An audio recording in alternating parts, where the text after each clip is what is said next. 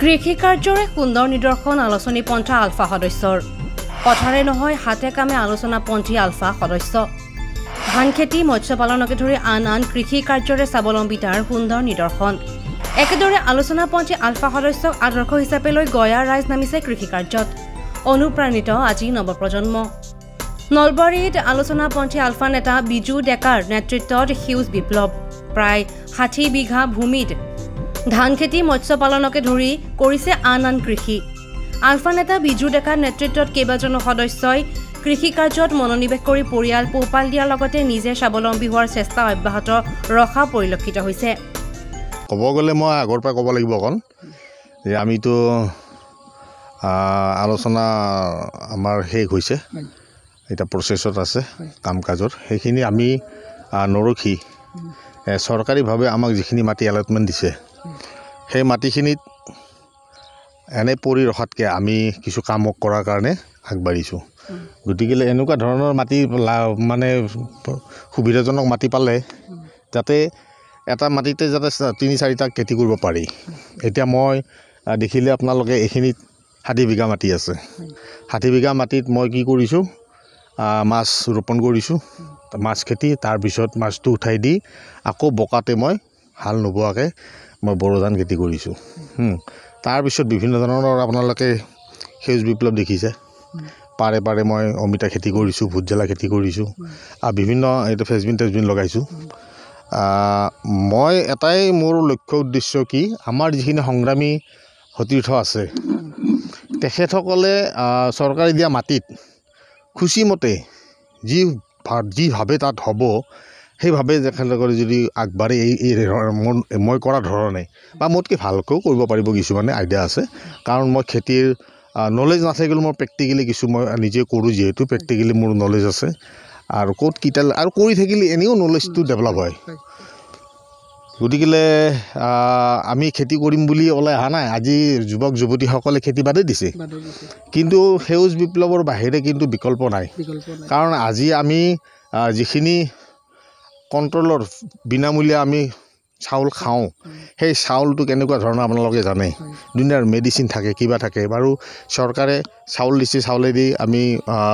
পৰিয়ালটো চলিছোঁ কি সুন্দৰকৈ কিন্তু সেইটোৱে মানে শেষ নহয় বিভিন্ন আপোনাৰ মানে কি হয় যদি কৰিব পৰা জমি থাকে মাটি থাকে তেতিয়া তাতে আমি খেতি বাতি কৰি স্বাৱলম্বী হ'ব পাৰোঁ নিজেও আৰু আনকো খুৱাব পৰা যায় নলবাৰীৰ দেহৰ কালাকুচি গংগাপুৰ বৰদবাত মৎস্য কৃষি পাম নামেৰে এখন কৃষি পাম কৰি এক প্ৰকাৰ আলফা নেতা বিজু ডেকাৰ লগতে আলোচনাপন্থী আলফা সতীৰ্থসকলে এক কৃষি বিপ্লৱৰ সূচনা কৰা পৰিলক্ষিত হৈছে উল্লেখযোগ্য যে কৃষি কাৰ্যত প্ৰশিক্ষণপ্ৰাপ্ত নহলেও অভিজ্ঞতাৰে পৰিপুষ্ট আলফা নেতাগৰাকীৰ সবল নেতৃত্বত এনেধৰণৰ কৃষি বিপ্লৱৰ সূচনা হোৱাত বৃহত্তৰ অঞ্চলটোৰ সচেতন ৰাইজৰ পৰা ভূয়সী প্ৰশংসা লাভ কৰিবলৈ সক্ষম হৈছে এইসকল আলোচনাপন্থী আলফা সদস্যই ভোট জলকীয়া অমিতা বিক্ৰী কৰি লাখ টকা উপাৰ্জন কৰাৰ লগতে একেডৰা মাটিত উন্নত প্ৰক্ৰিয়াৰে বছৰত দুবাৰ ধান খেতি কৰি লাখ টকা উপাৰ্জন কৰিবলৈ সক্ষম হৈছে ইপিনে কেইবা বিঘা জলভূমিত মীন পালন কৰি লক্ষাধিক টকা উপাৰ্জন কৰিবলৈ সক্ষম হৈছে অৱশ্যে প্ৰকৃতিৰ নিষ্ঠুৰতাত অথবা বানে সময়ে ব্যাপক লোকচান কৰিলেও আলফা নেতা বিজু ডেকাই হাৰ নেমানি কৰি গৈছে কৃষি কাৰ্য আনফালে চৰকাৰ অথবা বিভাগীয়ভাৱে আৰু অধিক সাহায্য লাভ কৰিলেও ইয়াতকৈ আৰু বেছি উপাৰ্জন কৰিবলৈ সক্ষম হ'ব বুলি মতপোষণ আলোচনাপন্থী আলফা নেতাগৰাকীৰ লগতে সদস্যৰ সঁচাকৈয়ে পথাৰ আমাৰ বজাৰ আমাৰ শ্লোগান নীতি হাতে কামে কৃষি কাৰ্যৰ সুন্দৰ নিদৰ্শনেৰে সকলোকে আপ্লুত কৰিছে এইসকল আলোচনাপন্থী আলফা সদস্যই আমাৰ গোটেই এই ঠাইখিনি নেতৃত্বত আছে আমাৰ সন্মানীয় বিজু ডেকা ছাৰ তেখেতৰ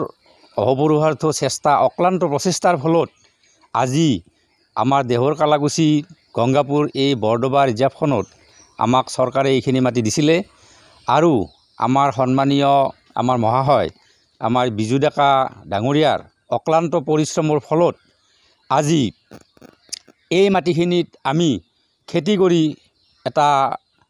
মানে লাভজনক পদক্ষেপ আমি এটা ল'বলৈ আমি সুবিধা পাইছোঁ আৰু সন্মানীয় মহাশয় আমাৰ বিজু ডেকা ছাৰে আমাক এটা কথাই এতিয়া শিকাইছে আৰু আমি প্ৰত্যেকেই উপলব্ধি কৰিছোঁ যে মাটি আমাৰ বজাৰ আমাৰ আমি সকলোৱে